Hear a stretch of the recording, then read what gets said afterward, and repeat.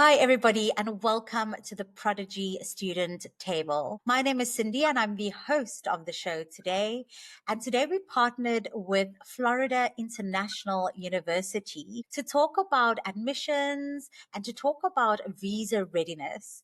Today, I have a very special guest. I have Ginelle join me today. Ginelle is a graduate coordinator at Florida International University, and she's here to share her expertise. Welcome, Ginelle. We are so happy to have you here. Thank you so much. I'm very happy to be here as well.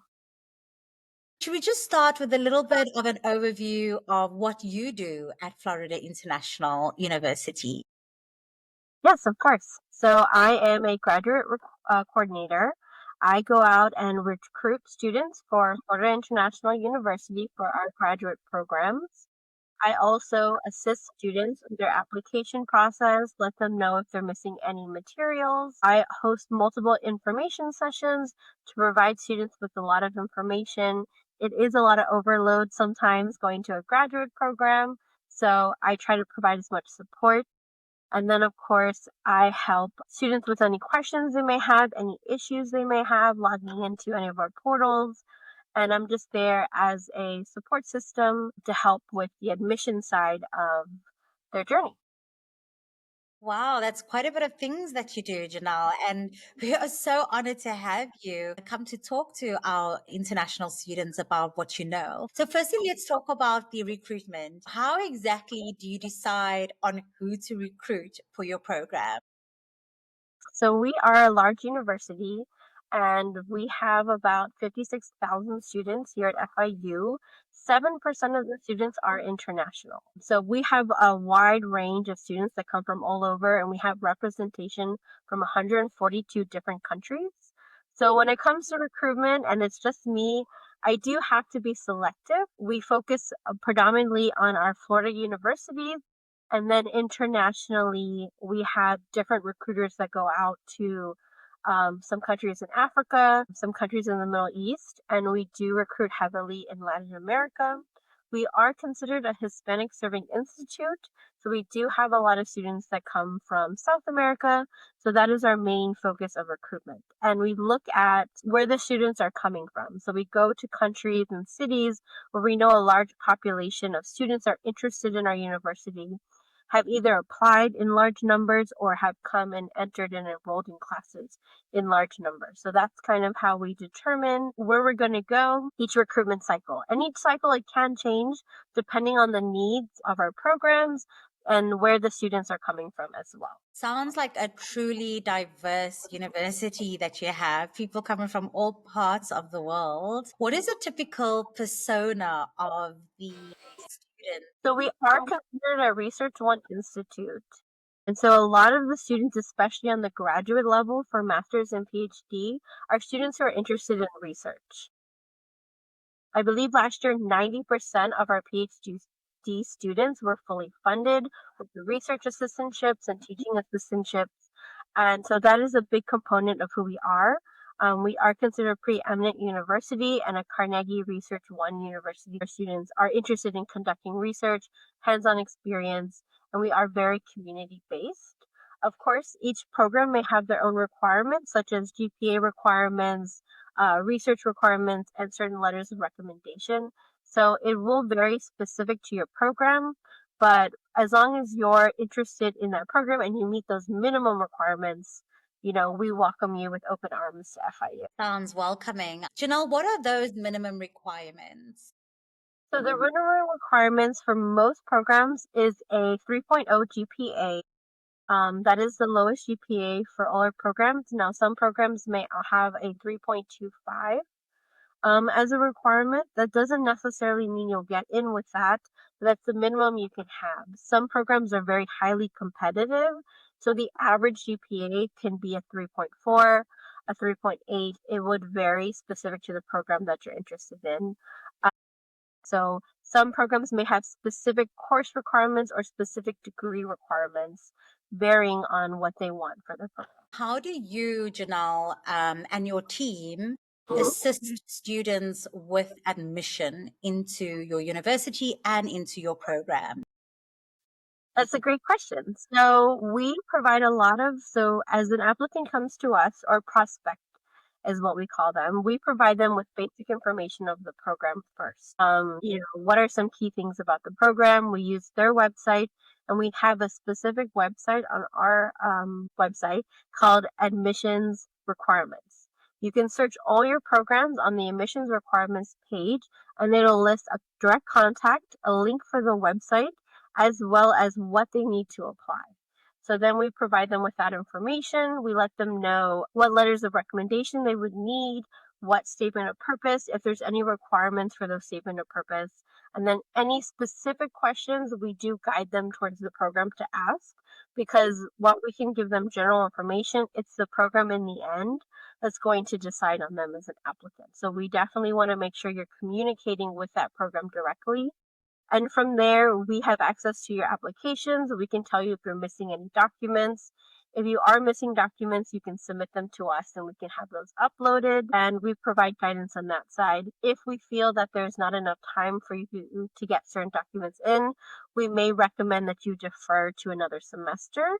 Now, your application here at FIU is good for 1 year. So for some reason you can't make it to this semester, and that is, I wouldn't say common with international students, but it tends to be a little more frequent with international students, especially about visa wait times or other documents they need to secure. Then they can defer their application and we can help them do that to the next available semester. And what are some of the typical documentation that international students need to gather and prepare in order to have a successful admission to your program? Excellent. So some of the ones are the English proficiency test. That is key. Now, we do have some countries that are exempt internationally. So if your country is exempt, you do not have to submit an English proficiency test. Another requirement is it's a NACES course by course evaluation. So if you've studied outside of the United States, your transcript needs to go through a course by course evaluation process by a NACES affiliated company. And those companies are West, Spantran, IEE, Joseph Silney. There's about 20 different companies the student can choose from, and that company will send those documents directly to us. One of the common mistakes we notice is with international students, they upload an unofficial transcript. Unfortunately, we cannot use that for admissions. It needs to be official and it needs to come from NACES if they've studied outside of the US. Now, if they've obtained a degree in the United States, the English proficiency test will then be waived because it shows they've had mastery within the English language. So those are the two main documents that we need before your application can even be sent to the department. And that is where we tend to see the most errors, because a lot of students don't realize they have to do the NACES, or they just upload their own unofficial transcripts. And unfortunately, your application is not going to move forward. Let's assume that the international student has successfully uploaded an official transcript to fulfill the NACES requirements. And then they've also, there's evidence that they are proficient in English. What are the next steps thereafter? The next step would be the program requirements to submit. So if they have to do letters of recommendation, a statement of purpose, some programs may require a portfolio, some research papers need to be uploaded. I know in the architecture department, they need a specific portfolio. In, for example, psychology counseling, you have to do a recorded video of your statement of purpose. So they would have to do the departmental requirement. Once the departmental requirements are done, everything is submitted, your application is sent to your department, and they're going to sit there and they're going to review through each one. And each department is going to do it at a different time frame. Some will do rolling admissions, where they're going to review it once they receive it. Other programs might wait till the deadline has closed, and then from there look at all their applicants to kind of get a general sense of who has applied. So there's different timelines. And I know for international students especially, they need to get all their documents in because everything takes a little extra time. Because if you're a domestic student, you're admitted, that's it. If you're an international student, once you're admitted, you need to start the process to get your visa. So it does take time, and I think There is a little bit of cause of stress when it comes to that. And unfortunately, each program is going to determine how they make their decisions based on their own timeline. So that's just something to keep in mind. Applying as soon as possible, getting your documents in well before the deadline is also very helpful. At which point does an international student need to provide evidence that they have the finances or the financial support to continue with the program? So typically, once a student is admitted, they can upload their bank letter, sponsor letter, and the DCF form, which is our Declaration Certification of Finances form. However, we encourage students to do it prior to a decision has been made. The reason for that is once you've been admitted, we can start the process of reviewing these documents. So that does give a quicker turnaround for you, the student. Now, I know sometimes students say they can't pull these documents together soon or they don't want to until they're admitted. That is perfectly fine. There's no requirement to submit it before. We just recommend it to get things done quickly. The thing is, what international students have to be aware of is that each document, each letter of support, each bank document, and the DCS are reviewed by an individual person who has to calculate and make sure you're providing enough funds and then individually reach out to you if you are missing any kind of document. Us being a very large university and having a large percentage of international students, it does take a lot of time for us to do that process. So I know, so again, going back to the timeline that internationals feel and have to hurry up to get their visa appointments, keep that in mind when you're applying to any university. A larger university with a large international population, it will take us more time to review that because we have to make sure the numbers add up. We have to make sure you have everything filled out correctly before we can issue you your I-20. So if you can get that in earlier and we happen to review it earlier, once you're admitted, that I-20 can be issued to you. And those documents are, just to confirm, is a bank letter that shows proof of funds. You have to complete our DCF, which is the Declaration and Certification of Finances. Now that form will show you how much funds you need to provide. It does vary if you're an undergraduate or graduate. It also varies whether you're starting in summer or if you're starting in fall. The costs are a little bit different. And then you can provide a sponsor letter. Now, the sponsor letter does need to indicate how much funds the person who is sponsoring you is willing to pay. They have to provide a number. They can't just say, I'm willing to sponsor the student.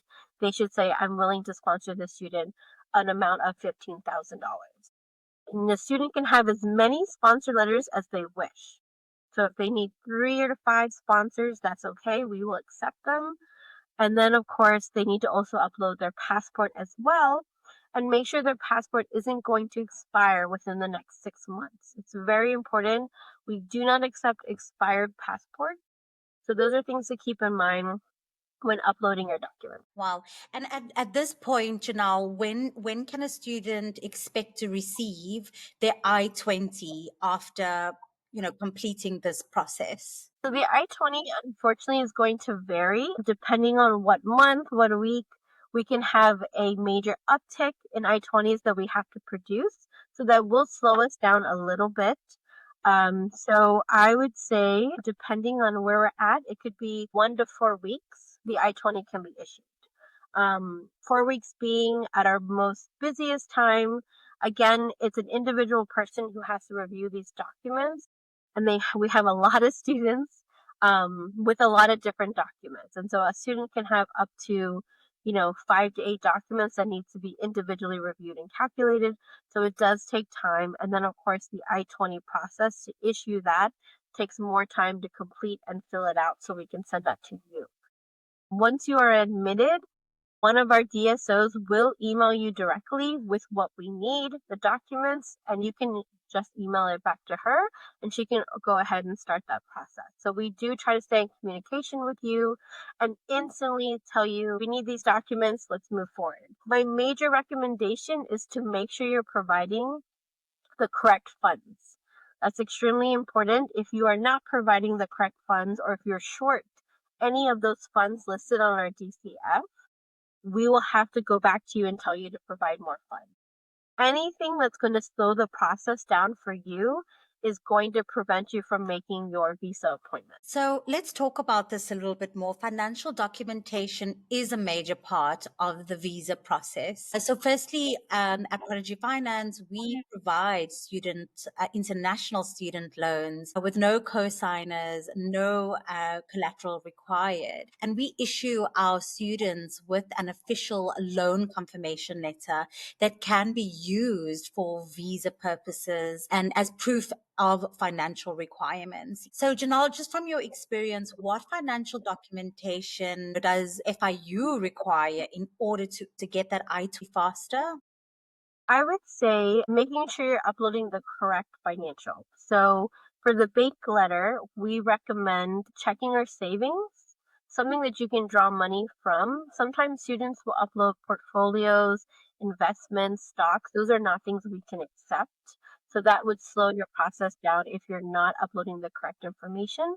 And in terms of sponsorship, if you're getting it from Prodigy Finance or if you're getting it from anywhere else, you want to make sure again that it includes the finance, the amount that you're going to submit, and make sure you do the calculation on your end. Does your bank letter plus your loan equal the amount of money you need to show? That's very crucial because if you're short, that is going to prolong the experience for you. And that's going to make things difficult where you may need to consider deferring to the next semester because wait times can be very long depending on what country you're in. So you want to make sure you have a very smooth process as possible by making sure you're doing the extra step on your end by calculating the cost, making sure you meet the correct amount.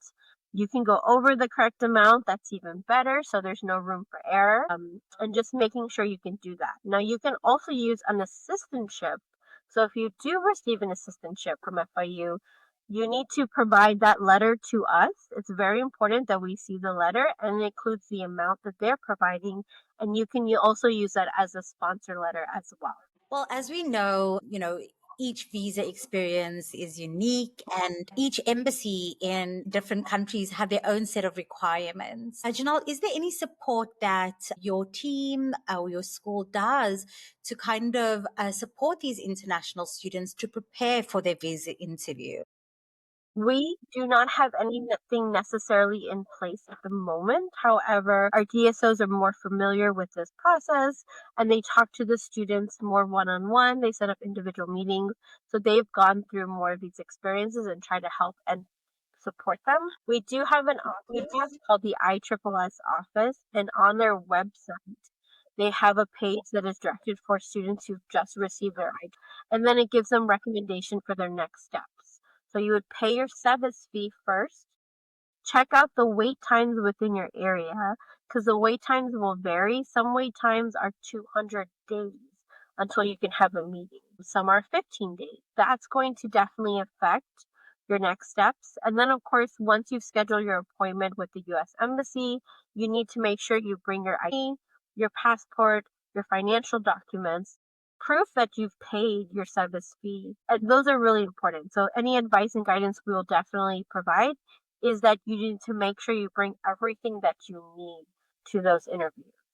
A lot of international students do have friends who also go to schools in the US. I highly recommend talking to them, reaching out to them, and figuring out what their experience is because that would really help you prepare for your visa interview. That's some really great advice. So just to confirm, Janelle, you're saying as soon as a student receives their I-20, they should be booking their visa appointment and paying the service fee. Would you say those are the two important steps to do after receiving an I-20? Yes, and I have come across students who have their visa appointments set up prior to receiving the ID. I know some students do that, and you're more than welcome to, but keep in mind, we're going to issue these I-20s as quickly as possible, but if you set up an appointment too soon and you don't receive the I-20, then you may have to reschedule, and that could affect your time as well. So yes, we do recommend that you pay the service fee and then make your appointment. But I know some students like to get this process done as quickly as possible, especially if there's a long wait time and they can get in an appointment within 3 months. They should be okay. They can do that, but keep in mind, it's a gamble. It's something that you're gambling with, and we are working especially here, to get those IDs out as soon as possible. Let's talk about what it feels like from a student side. Do you have an example of a student who has recently successfully navigated this process from recruitment to admission? Can you talk to that example? We have a lot of students that we have done that. The last time I recruited internationally was in Colombia, in Bogota, and I've actually met students and we helped guide them through the process, making sure they have those documents.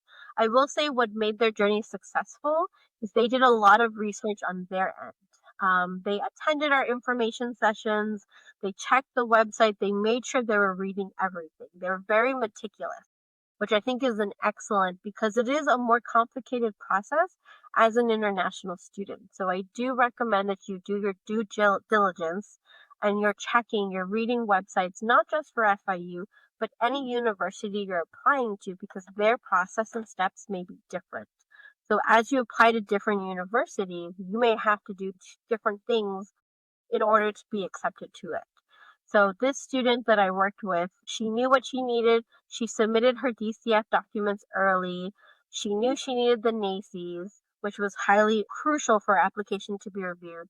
And she was in communication with her program, which I think really helped her get into it because they were familiar with her. They knew her. She attended their info sessions. And with graduate school, it's a little bit different with undergraduate. Undergraduate, many schools just have an automated system where they admit students based on their criteria. Programs are going to be reading your letters, they're going to be looking at your resumes, they're going to be reading your letters of recommendation. They're trying to get an understanding of who you are as an applicant, as a person, as a researcher, based on these documents that you've submitted. So it's more personal, understanding who you are and if you're the right fit. So by talking to them, joining their info sessions, staying in communication, attending office hours, it's just an excellent way. And I've heard programs tell me in the past, I remember that name. I know we've been talking back and forth. So by the time the application, they already have a sense of familiarity to that student. And I don't know if it helps them. It sounds like it does. It sounds like it really does help them in the end because they have a better understanding of who that person is. So I think that's what made that particular student very successful, is really doing the due diligence. And sometimes it's a lot of work, it's a lot of reading, there's a lot of different web pages and websites you have to look at, but take advantage of it, do the work, attend info sessions. Don't be afraid to ask your questions. We're here to help you and support you. The worst thing you can do is make a few mistakes. Most, like I said with FIU, your application is good for 1 year, so you can defer to the next semester if you need more time. But the best way to not get to that point is to make sure you're reading all the requirements and make sure you're submitting everything on time. And then just and then just in wrapping up, what tip do you have for an international student who is getting ready to move to the US for the very first time? They're leaving their country, they're leaving their family, they're leaving their friends, they're coming to the US. What tip or piece of advice do you have for that international student? That was a good question. I think some of the advice, especially, is know the city that you're going to, do the research, find out where the university is located. Um, Miami is such a big city, so be mindful of when you're looking for apartments. If you're not planning on living on campus, what is in the area? If you're not going to have a car, be mindful again of where you're living by. Is it close to a grocery store? Is it close to places where you can get food? FIU has this excellent system called Freebie, where students can actually call a car that will take them for free within a 2-mile radius. So if you live on campus or close to campus, you can call the Freebie and they can take you to our grocery store across the street. They can take you to our, we have a Target, which is a little clothing shopping area, and a Walmart as well. So just be mindful when you're picking your location. We have an off-campus housing website, which also provides guidance when looking for a place to live to avoid scams, anything like that. When you're in a big city, if you're renting an efficiency or a 1 bedroom, just be mindful and do your research on who you're renting from. Another thing is to understand the cost of living. Each city in the United States is different. Some are more costly than others, Miami being a very expensive city to live in. That's something to keep in mind when you're putting together your funds, your cost of living, whether you're going by our DCF list or you're collecting extra funds for that. Keep that in mind as well. And as someone who's leaving your home, get involved on campus. We have a lot of graduate programs. We have a graduate committee. We have a graduate government. We have ways that you can meet other graduate students. On top of that, we have over 100 different student organizations in general. So that's an excellent way to meet students on campus, find your niche, find people. The ISSS office, which is the Office of International Student and Scholar Services, that office is there for you. And I'm sure every university has an office like that for you to help you and to help you acclimate and provide resources on and off campus for you as an international student. So don't be shy. Go out there, meet people within your class. It'll make an easier transition because sometimes as an international student, it can get overwhelming quickly. New city, new university, new living experience, maybe new food experience, depending what you're used to. So make sure that you're building those communities because they would be an excellent foundation for you to settle in a lot quickly and feel more comfortable in whichever city you attend, hopefully here at FIU. Janelle, how can students find out or who could they connect with if they have any questions about 20 or document submission or timelines at Florida International University? So we have one of the main areas they can start with is our website. We have a link on our contact us page where they can set up an individual appointment with me or anyone on my team. They can also join us for an information session. We always have plenty of time at the end to answer individual questions. Sometimes students will stay back and ask us more personal questions that we can't answer in front of other students. So we're there to provide guidance. Your DSO, who is here at FIU, her name is Nanette Rojas. You would be getting an email from her once you're admitted. You can make an appointment with her as well and speak to her. Of course, me. You can make appointments and speak to us as well. It's all on our admissions.fiu.edu, and you go to the contact page down at the bottom. There are different ways to stay in communication with us, and that's an excellent place to start. If we cannot provide supporting guidance, we will tell you who else you can speak to if you need more support from there. I'd just like to add that if you are interested in learning more about student loans, you can visit the prodigyfinance.com website where you could learn more about our loans. We also do have a visa prep checklist that you can download, and there are also other resources specifically designed for international students. So that's it for today's episode. Ginelle, thank you so much for sharing your valuable insights and for everything that you do to support international study abroad students. Of course, you're very welcome. And then just to our listeners, we hope that you have clarity and some confidence about what to do next. If you found this episode useful, feel free to share it with family and friends, anybody who may find value in this recording. So thanks for tuning in. Until next time, goodbye.